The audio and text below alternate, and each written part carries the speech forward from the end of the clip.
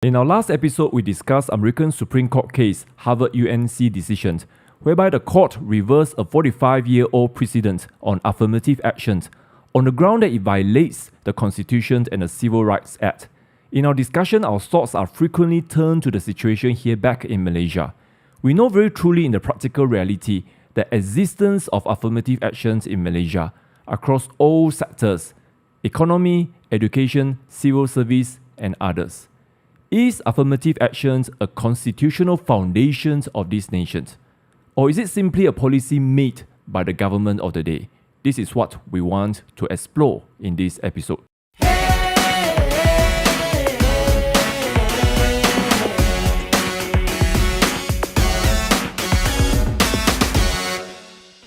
So welcome again to this show, and we have Lyra here today. Hello everyone. And Lyra, last week we just did affirmative actions in America, and right after that, so many discussion in Malaysia. It's quite unbelievable, the timing. Yeah, totally. I mean, I didn't realize that we have affirmative action, as in literally we use the same phrase here in Malaysia, because I always thought about racial quota. That's it. Yep. Then after that, it's almost like your eyes are enlightened to just see all these words. It's so interesting. And it's one of the things that kind of motivate us to compare system with the American system, right? Because we have so much similarity, very multicultural, and our ex-prime minister just said that our constitution does not allow multicultural existence, but we'll talk about that in another episode, right? Yep. And then some call this a rainbow nation. Then the similarity with America is also the federal-state tension, which is happening right now, you see. And we'll talk about decentralization a bit later. But what are some of the things that, reported in news media? Well, I mean, just as the United States, they are overturning this whole racial preference thing. In Malaysia, we see that, there's a continuation with this by our Prime Minister. And we thought about reforms, and our Prime Minister just came out a few days ago. And he just mentioned that the quota system will continue to be implemented to enable Malay and Bumiputra students to achieve balance in the universities. Yeah, so very shocking. But we're going to look at Shadid's response. But before that, there are some other responses also, right? I mean, just very quickly, SUPP, they basically say racial quota undermines the very essence of education. I think that's pretty self-explanatory, right? Spot on. And then Kwa Kia Soon, of course, the frequent critic of the unity government and DAP. I mean, maybe not so much Anwar, but he was constantly attacking DAP, right? And he wrote a letter to FMT. Basically, he said quota system is ultra virus. Basically, he said under the constitution is illegal. So we will explore a bit on that. But we just want to highlight some of the headlines. I mean, all these came out the last 10 days, which is so very shocking. Yep. Right after the Harvard-UNC case. But maybe you'd like to go through what Syed Saddiq say in response to Prime Minister Anwar? Yes. He did this in a press conference that you can actually find it in their Facebook page. Yep. So Syed Saddiq, he mentioned it. There is that importance of a new system rather than like an old one, basically, that has been in place. So he mentioned this. The new system should take into account various factors such as the socio-economic status, region, parents' background, core curriculum activities, and academic performance of the applicants. So this new system should also not discriminate against individuals based on their religions or race. So, for example, if you come from a poorer neighborhood, for example, maybe you have less privilege and less access. So, let's say you come from a very rural place in Sabah and Sarawak, and the university say, okay, we're going to allocate maybe 5 engineering positions, maybe 5 medicine positions. Do you think that's affirmative action? No, I don't think so, because at the end of the day, you are still looking at their performance, the academic performance, but just that you sort of allocate a quota for them because they were a bit more challenged. I mean, geographically speaking, because maybe there's not much infrastructure for them to get to where they need to. And of course, you have like scholarship and all those sort of things. But before we even go into scholarship, just the entry itself, I think I would agree to that rather than you based on skin color, because skin color is, I think it's the ultimate racist. Yeah, I mean, later we'll talk about the quota system for education more in depth. But we are talking about you have a system of points, maybe, it's like you have academic, you have curriculum, and maybe if you're from rural, we give you a bit of more points to encourage you. I think that's fine, rather than, we kind of set apart 20% for a certain race. And remember last week we talked about the whole affirmative action based on race. It's just an insult to a person because it's like, hey, you can do this simply because of your skin color. Otherwise, you are useless trash. So that's the thing, and we'll get into that later. No, actually, interestingly, you mentioned about that because I do a bit of research and I found that actually it wasn't really something new. I mean, just like how we had NEP, originally it was meant for good. And similarly in the United States, the affirmative action was meant for this similar scenario that you have just mentioned. So in the event, let's say you want to hire an engineer, for instance, you have the white people who has this skill, you have the Asian who has this skill, and also you have the black people who have this sort of skills. But you have to understand at the very beginning, after coming out of Civil War, we talk about all these rights that are being given to them. And you have to understand the mentality that they need to shift out from. That you come from like an era where you have slave ownership is perfectly fine to slave ownership is totally abolished. So that slavery sort of mentality was that barrier had to be broken down completely. So they had this affirmative action really to help this group of people to come up. But again, it goes back to skill. It goes back to the need base. So it's not like because of your skin color, therefore I give you this job. But because you have the sort of skill that is needed to perform, and because you are more challenged because of that sort of era that you're in, and hence you are given a preference. That's all it is. But at the end of the day, it's still skill-based. So I think in Malaysia, it's also very similar, just that it was being weaponized. It was being hijacked. Now, interesting you mentioned all these things because I think it just kind of leads us straight to the next point we want to talk about, which is NEP. Because we can't talk about affirmative action, we can't talk about quota without talking about NEP. So Lara, I know you have done quite a bit of research on NEP and our previous project and things like that. But maybe you'd like to just quickly, NEP is a huge topic. It went on for 20 years and then it was extended into another, reincarnation. But maybe just quickly do a quick rundown on what was the intent, what was the goal. So this was introduced back in 1971. So at that time, the whole Malaysia has just come up from racial riots. That was concentrated in one area. So we're not going to go there. But this whole plan, actually, it came with the second Malaysia plan. So there was actually two-pronged strategy to go for this whole thing. So the first one is, of course, to eradicate poverty regardless of races. So you have that, the first point. Then the second point is to restructure society to reduce actually the economic gap between different kind of races. So those are the two prong, and it sounded good. Yeah, it wasn't race-based. No. I mean, if we look at the plan properly, it wasn't race-based. And I think when a lot of people saw the original intent of NEP, they were frankly quite shocked. Because all this while they thought, after May 13th, it was aimed to bolster the Malay, but it wasn't. They recognize that it's a poverty issue. Yep. But somehow, in the mind of many people, NEP remains like, a manifestation of Ketuangan Melayu, if you like. Yeah, I mean, at that time, we really just focused on, because of the name, the new economic policy. So we just focused basically on the economic policies. There is like the income disparity. Yes, we have talked about it at length in one of our earlier episodes where we talk about the Razak legacy. But what we didn't realize was that the education itself was very much hijacked back then as well, because then that's when the racial quota was being introduced in 1971. Now, very interesting you mentioned this because this is going to be one of the key points of today's presentation. The quota for education only came in during NEP's implementation. Is that correct? Yes. And I think this is very important because we have the constitution in 1957. We have the special privilege for the Malay in the constitution even at that time. Of course, we have a change in the constitution. We'll go through that later.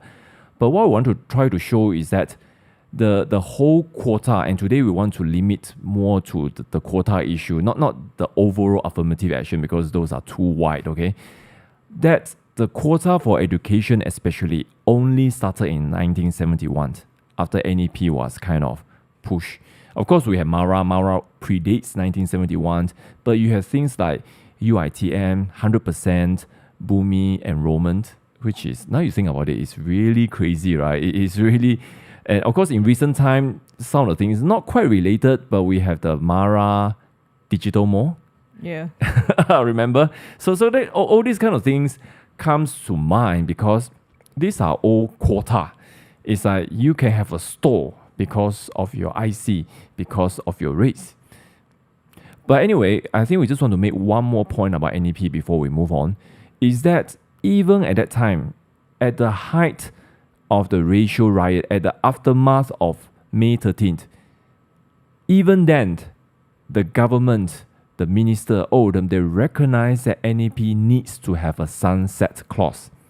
It cannot go on indefinitely, right? Yeah. 20 years. Then, of course, in 1990, depending on how you hear the story, some say Mahathir went to talk to all the Barisan Nasional Component Party and say we need to extend it for another 25 years. Other versions say Mahathir wanted to end it and say the Malay cannot rely on Tongkang. This sounds very not plausible. But then all the other component parties wanted to retain it. Well, interestingly, one of his main objectives for continuation of this whole new economic policy in a different form, different name, was that because there was such a huge income disparity, again, between the Malays and the other races. So then you have to begin to ask, so what is the effectiveness of this whole policy? Because you have a system, you tested it out on the people for 20 years, and it's not working. And, well, there is a saying, right? If you continue to do the same thing over and over again, but you expect a different kind of results, you're insane. And that's basically what our leaders have unfortunately led us to believe. The Bumi equity did improve. But then what many people did not realize was that the Malay equity was basically government owned, was basically GLC. It's like, it's almost like the government become bigger because of that. Our position on big government. It's like, people will be like, big government can help you solve problem when you have pandemic, etc., etc. But the moment they are not in favor of a certain policy, your livelihood could be taken away just like that. So 30% on paper, but when you look at the majority of the grassroots people, the majority of the grassroots Bumi Putra who are supposed to be helped by the policy, they did not benefit tremendously. Yeah, you look at the Felda settlers. I think they really didn't benefit a lot at all.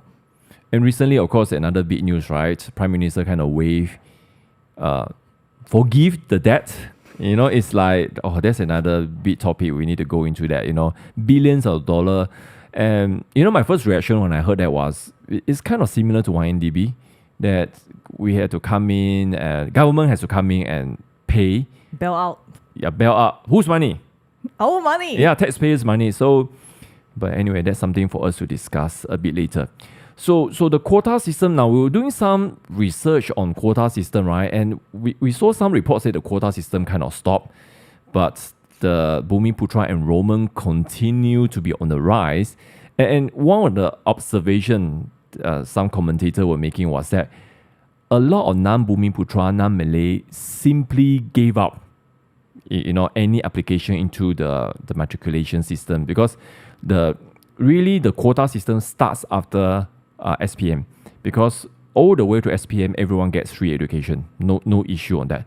But the moment you completed SPM from matriculation college onward, that's where a lot of quota system comes in. And even if a lot of non-Bumi get the course, get into the university that they apply, the course offer often is not what they want. And we've seen people, right? Sometimes you say, what do you get? 3 choices. 1, 2, 3. It's like bang, bang, bang. Useless. And that's why a lot of people decided, that, we must well just continue with relying on ourselves. So, yeah, but what's your take on that? I mean, you have, I'm sure you have friends with this kind of experience, and not everyone has the privilege of having their parents able to support them in private education. But what's your experience with people who felt like maybe they didn't get the right deal based on the merits? Well, I think a lot of them, they would want to definitely try for scholarship. But because, again, scholarship is also somewhat based on racial quota as well. Yeah, absolutely. So if they don't get the scholarship, sometimes it's like, it's almost like a doom for them, So some, of course, they will try various other private scholarships and things like that. But some of them, you really just see that they can't really break through that economic barrier. And they really just have to go through. They had to go through those systems and then end up maybe doing certain jobs that they don't really like. Like maybe like teachers program, those sort of things. Because sometimes we just have to admit that some of the economic policies are really not favorable to the bottom group of people. So hence, it is going to be very, very difficult. I mean, we talk about a lot on countering systemic corruption, systemic poverty, but you have to understand the word systemic means that it is a system. Like big brothers create this sort of system and you're stuck in it unless you get a bailout. Bailout again. Okay, the next thing we want to talk about, and this is really a very interesting one, which is the Constitution, Article 153. Now, by the way, 153, some have argued that you can't discuss it in terms of wanting to repeal it. And in fact, some people have been detained under Sedition Act in the past. But we want to talk about it today because I think it is the crux of the discussions. Now, nobody is arguing the merits of it. Nobody is saying that it should be taken away. But what we want to do is really to look at the article and compare with look at some of the background and really try to see if there is a link between this and NEP. Because I think right here and now we can say we do not think there is a link. These are two separate issues. Okay, so Article 153, of course, I think many of us are very, very familiar. It is a clause that deals with the special rights, special privileges. And it's actually very, very short, okay? And I'm just going to read it to you. Article 153, Part 1. It shall be the responsibility of the Yang di-Pertuan Agong to safeguard the special position of the Malays and natives of any states of Sabah and Sarawak and the legitimate interests of other communities in accordance with the provisions of this article. That's it. And then, of course, 2 and 3 talk about all the detail here and there. And now, one of the very interesting things which I kind of alluded in the last episode, but I think not many people kind of hear it, is that this clause almost exactly the same was found in Singapore Constitution even today. And I think it's worth reading, right? Singapore Constitution, Article 152, very close. So I think Singapore must have just copied our Constitution when they left and maybe change a bit. And it's still there, 152. And let me read to you. Singapore Constitution. The government shall exercise its functions in such manner as to recognize the special position of the Malays, who are the indigenous people of Singapore, and accordingly it shall be the responsibility of the government to protect, safeguard, support, foster, and promote their political, educational, religious, economic, social, and cultural interests and the Malay language. Wow, even more comprehensive. So, one of the things, now of course we look at Singapore and people will be like, oh, Singapore is different, they don't have the Argon and things like that. But what happened there was really they are looking the special right from the position of language. You can have your own religion. You can have your own way of life. So it's really what you can do rather than what the other person cannot do. See, it's a very positive, it's a very affirmative kind of thing. And now, of course, the whole thing about Article 153, if we go back before Independence Day in 1957, there was the Reid Commission. So Reid Commission, of course, was the commission kind of assembled to determine whether Malaya was ready for independence. And one of the things which I found very, very interesting, because this was in the Reid commission report. And they said this was what Tunku Abdul Rahman and the other Malay rulers, they had communicated to the commission. This is if a country was authorized, for lack of a better word, British will have to authorize, right? And say, quote, in an independent Malaya, all nationals should be accorded equal rights, privileges, and opportunities, and there must not be discrimination on grounds of race and creed. Wow. But then, of course, 153 came in because of the economic reality. At that time, the Malay had less than 4% of the entire economy of Malaya. So it was a real concern. But very similar to NEP, I think at that time when they kind of put in here, they wanted the nations to be able to help the Malay, but there has to be a sunset clause. And so that's why I find it very interesting. Your research shows that the quota for education did not come in until 1971. Yeah. So what happened between 1957 and 1971? We know many people graduated from for example. So that means this Article 153 did not give the right for quota system. It was NEP who gave the quota system. Would you agree with this statement? Yeah, I would say so. I mean, even just look at what our Prime Minister mentioned concerning this continuation of the racial quota in the universities. He said, if not, I'm quoting our Prime Minister here, so, quote, if not, we will see the same disparity that occurred at University Malaya in the 1970s and 1960s, where there were no Malays in the engineering faculty and only 12% in the medical faculty. So there was an effort by the late Uncle Abdul Aziz and the ministry at that time to help the Malays so that they can better compete. End of quote. Actually, now I wonder what is the compositions of local university participation along race line. I think if we find out, I think, I'm just guessing, okay? I'm guessing that Prime Minister's argument is very, very weak. I would imagine that the high majority of enrollments will be Bumiputra. Want to wager? But anyway, the constitution was amended in 1971 in line with NEP. Yep. And this actually was the active part of the quota system. Now, I want to read this because it is again for the viewers and listeners to look at it and make up your own mind. I think the constitution was drafted in such a way it's not very hard to understand. But people just don't want to talk about it because it's very sensitive. Don't talk about it. But we are in the time, I mean, look at Shade, look at many people, look at Kwa, look, even SUPB came out and said about this.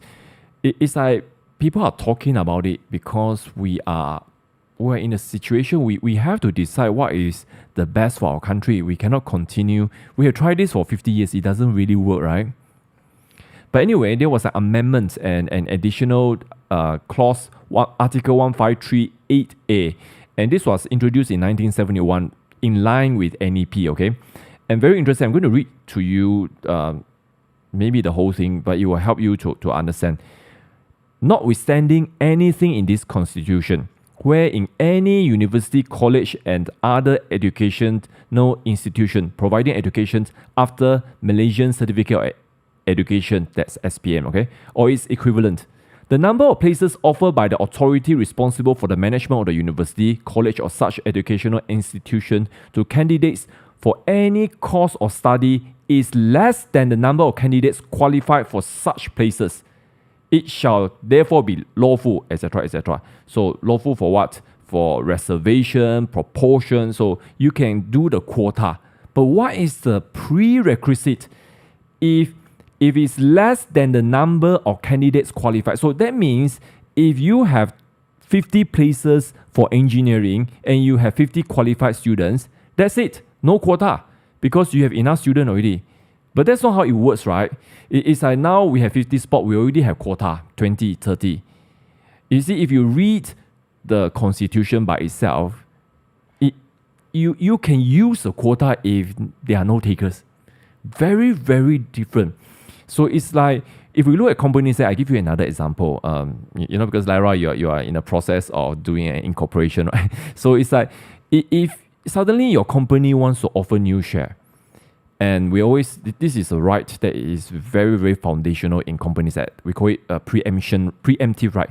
So the company, let's say you want to sell your share, you must allow other shareholders to buy first. Yep. If they don't want to buy, then you can offer to other people.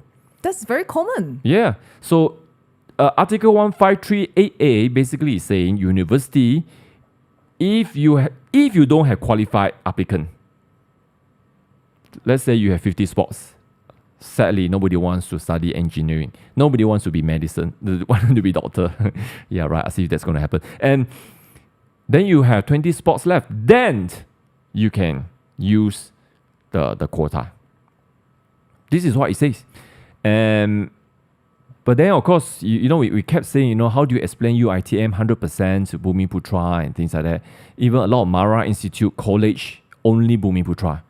So really, I think you can say that those are government policy. You can say those are ministry policy. You can say those are Malaysian plan or whatever, and NEP. I have no problem with that, because government can make whatever policy they want.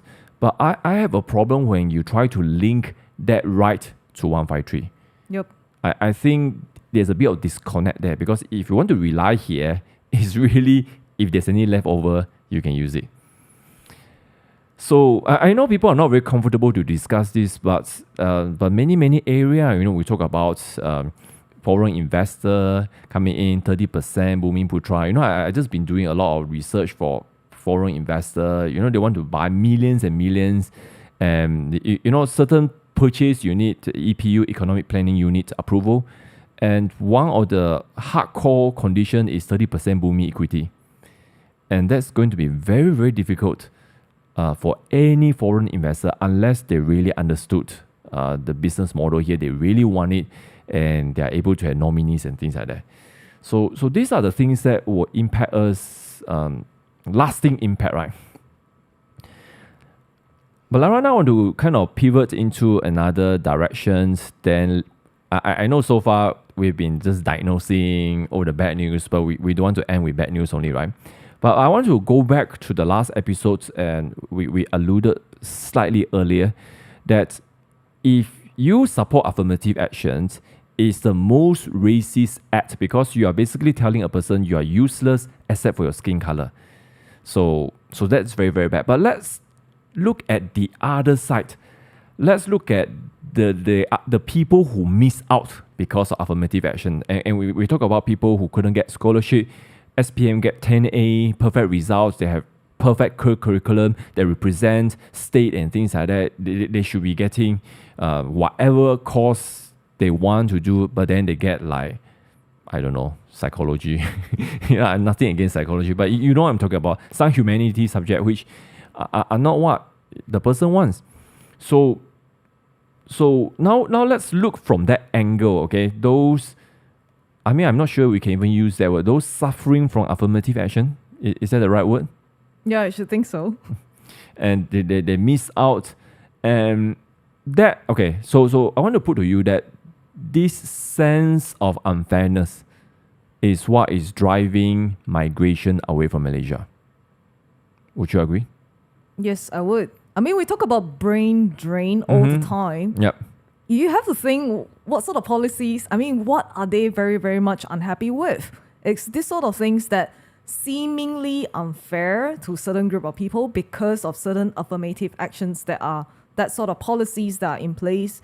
Then we really have to begin to think again, because Malaysia is a multi-ethnic country. Which is what our Prime Minister mentioned. And he mentioned in the Al Jazeera interview that a need-based approach will help the Malays more than the race-based policies, because the race-based policies have been proven to be used by the few elites and the cronies to benefit themselves.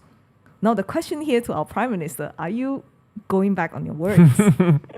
You see what I wrote here is, what's the deal with Anwar Ibrahim? And now, of course, we have our own theory, right, that leading up to state elections, pandering to the potential green wave, okay, maybe it's still excusable. And But would you agree? I mean, we kind of mentioned a few times here already. Patients are running thin.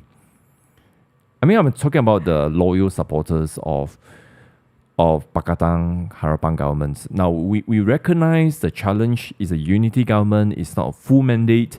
We recognize the challenge of Green Wave, and how we talked about last week how the affirmative action was basically driven by siege mentality, and you feel like you are under attack and things like that. And yeah, certainly the American black will feel that because of their history and things like that. But of course, here the Malay. Now, of course, you have seen article, right? People will do posting and say, the position of authority, the royal family, etc. Basically, all positions of power in Malaysia are occupied by Malay. You are not at disadvantage. But I would say that the siege mentality feeling is a real and genuine one because of how the elite had manipulated the people. And it's true. I think we need to recognize that the ordinary grassroots Malays are suffering, but the elites are benefiting. So the siege mentality is not unreasonable to a certain extent, I would say. But I would say compromising at this stage would not do well for the current government, because you have to understand what Barisan Nasional represent. Correct. The UMNO. I mean, basically, what they have been doing over the last 50 years, it has proven not to be effective. And you also have past leader who is very adamant that race is important, religion is important. So while you are trying to ignore or maybe trying to counter the green wave, I think compromising is not one good strategy, because it's almost like we are running towards that with a siege mentality, what you mentioned. And the siege mentality, I just have to quote Justice Jackson on what she said, because it's so bizarre if you think about it. I mean, she will be one of the person that is really benefiting from this whole affirmative action. And yet she was also the same person who is basically like an activist in the Supreme Court. So I'm quoting her. So quote, she said, to demand that colleges ignore race in today's admission practices and thus disregard the fact that racial disparity may have mattered for where some applicants find themselves today. So it's not only an affront to the dignity of those students for whom race matters. It also condemns our society to never escape the past. Hello? I mean, we are trying to escape from our past. You are confining us to the past. Yeah, but exactly. I mean, this whole thing is really just confining us to the very thing which we are trying to countering. So I think it's really, really bizarre, because if you think about it, I mean, I would really agree with what Andrew Tate mentioned in the recent interview with Tucker Carlson, that he felt like the society is only just being divided to two groups of people. A group of people who think and a group of people who don't think.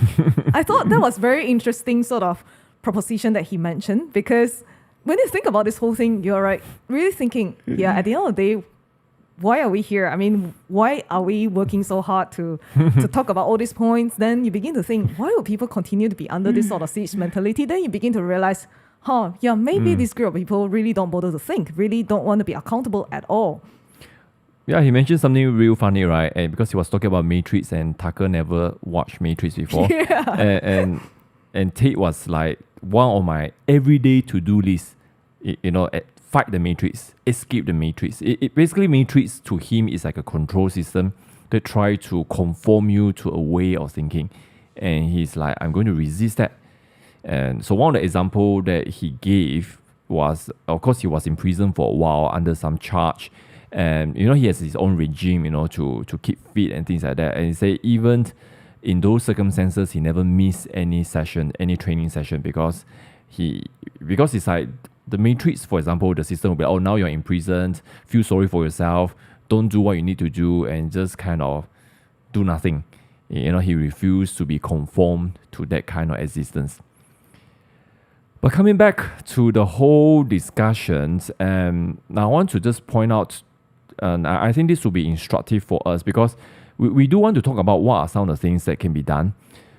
But remember, right after general election, you have the potential formation of government under Perikatan Nasional with Muhyiddin. GPS already had a secret meeting with Hishamuddin, and of course that was with BN. And so if you have Perikatan Nasional, you have BN, you have GPS, then on surface it still looks like some sort of multicultural kind of thing, right? It still looks like it, right? But then that's really the Malay-centric, Islam-centric Perikatan version 1, version 2, whatever version. We have seen that before.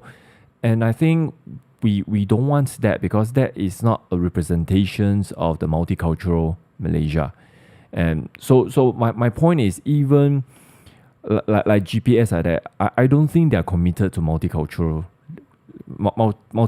society. They are more committed to establishment, divide and conquer. I agree. So one of the things that, of course, is Anwar Ibrahim has been trying to decentralize. So he has given a lot of power back to Sabah and Sarawak. Now, of course, as long as you are still under the old regime or GPS and things like that, they were still more likely to work with UMNO typed, PN type. I think you just can't escape it, because that they are more similar than different. But very interestingly, that one of the development today that or yesterday we saw, right, a few days ago, was PSB, right? We talk about PSB, Wong Sun Kos in Sarawak, kind of like becoming a bit more pro-independence in the last general election. Then they were quiet. And suddenly today, yesterday came out and said, we're going to support Abanjo GPS, we're going to support Anwar Ibrahim. And they signed an MOU, and the representative from GPS is not Abanjo, but it's Dong King Sing, the madman at immigration. And now the rumors are swirling that Dong King Sing's party and PSB are thinking of merging. So I see that as one of the play move for decentralization, because they'll be like, if we are bigger, we have at least 6, 7 state representatives, we have at least 3 or 4 members of parliament. We are still something. We are sizable. We can cause your government to collapse. Don't play with us. And I don't know. I see this as one of the way where we can break away from this kind of dominance, this kind of siege mentality, I guess. One of the way.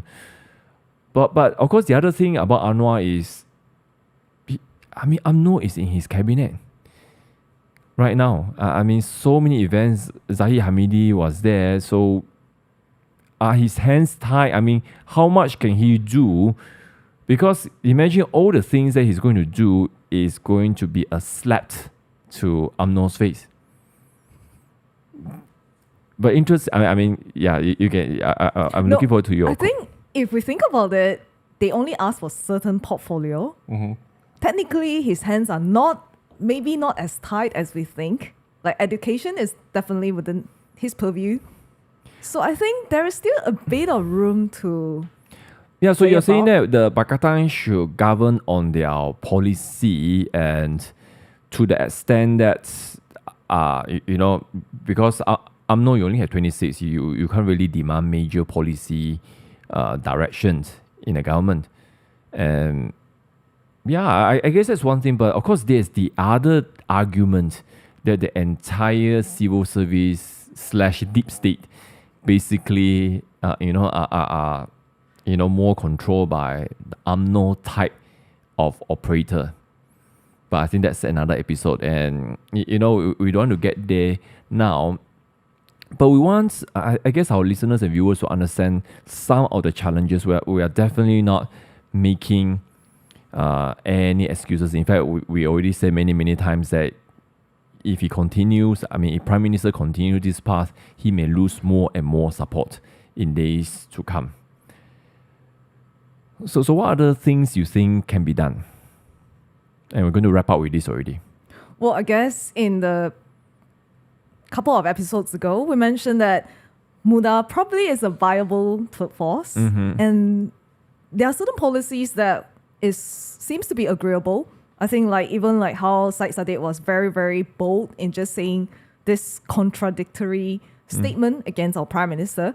So perhaps people could consider, if this is something that aligns with their view, and is this something that they wanted for the state? And if they could garner enough support from the grassroots people, they have a voice. So I felt like that's not perhaps a bad thing at all.